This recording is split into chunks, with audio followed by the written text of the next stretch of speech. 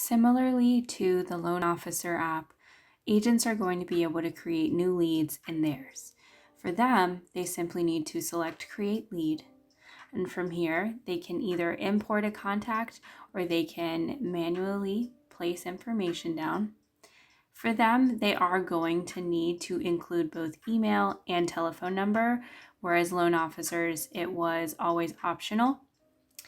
When they select Next, it not only creates the lead, but also gives them the opportunity to now connect their loan officer directly to this lead. By sending in the hyperlink, your name, your loan officer, is always going to be their number one lending partner to work with. So all they need to do is select your name and confirm.